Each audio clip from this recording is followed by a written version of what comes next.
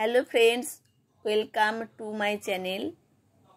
আজকে আমি নিয়ে এসেছি খুব টেস্টি আর খুব তাড়াতাড়ি বানানো যায় বেবিকর্ন ফিঙ্গার। বিকালে চায়ের সাথে বা হালকা ফুলকা খিদে পেলে এগুলো বানাতে পারেন, বা ঘরে কেউ এলো এগুলি তাড়াতাড়ি করে ভেজে নিয়ে দেওয়া যায়। তবে আসা যাক আমি কেমন করে বানিয়ে নিচ্ছি।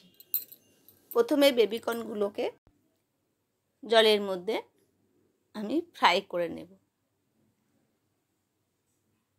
অল্প নুন দিয়ে এগুলোকে আমি ফ্রাই করে নিচ্ছি। একদম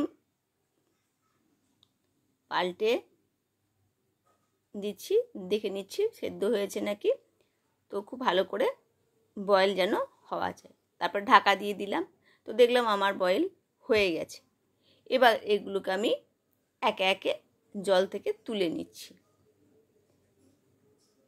তো এগুলো আমি কিছু গোটা গোটা করব আর কিছু আমি আধখানা করব। তুমি জল থেকে তুলে আমি ঠান্ডা জলে দেব। ঠান্ডা জলে আমি কিছু বরফও দিয়ে দিচ্ছি। এগুলোকে আমি তাড়াতাড়ি ঠান্ডা হয়ে যাবে। সবগুলোকে আমি এই বরফ জলটার মধ্যে দিয়ে দিচ্ছি। কিছু আমি গোটা রাখবো, এগুলোকে আবার আধখানা করেও করা যায়, কিন্তু এগুলো খুবই নরম, গোটা করলেও কোনো অসুবিধা হয় না। তো আমি কিছু আধখানা করেছি, কিছু আমি গোটা করে নিয়েছি। তারপর আমি একটা ব্যাটার বানাবো। ব্যাটারটার মধ্যে আমার থাকছে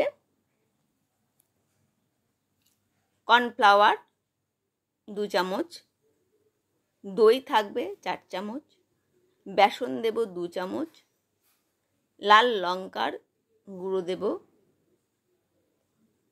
জিরে দেব, জিরে গুঁড়ো, গরম মশলা, সামান্য কাঁচা তেল দিয়ে এটাকে আমি সুন্দর করে একটা ব্যাটার বানাবো। আর দিচ্ছি আমি একটু লেবুর রস।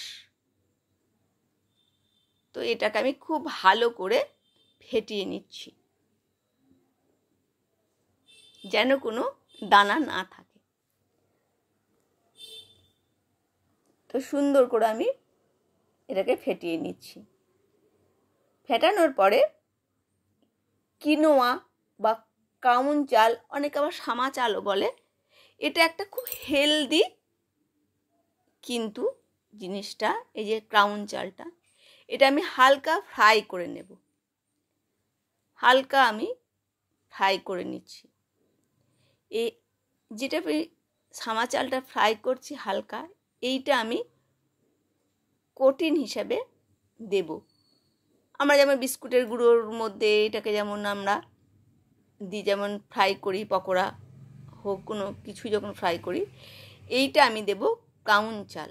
এইটার পুষ্টিগুণটা খুব বেশি আছে সামা চালটাতে, যা ক্রাউন যেটাই আমরা নামে এটাকে বলে থাকেন। তো এটাকে হালকা ফ্রাই করে নেব। তো আমার হালকা ফ্রাই হয়ে গেছে।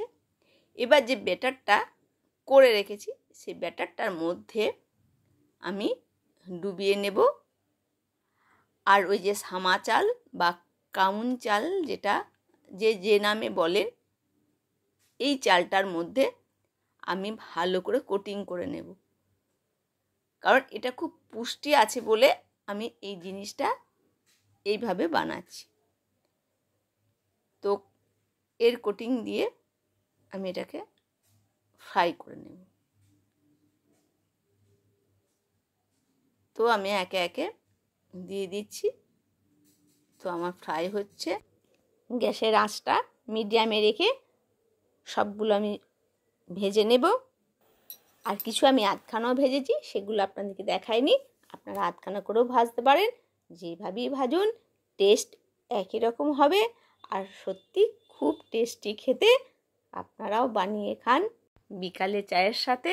ভালো থাকবেন, সুস্থ থাকবেন। দেখা হচ্ছে আবার কোনো রেসিপি নিয়ে। নমস্কার।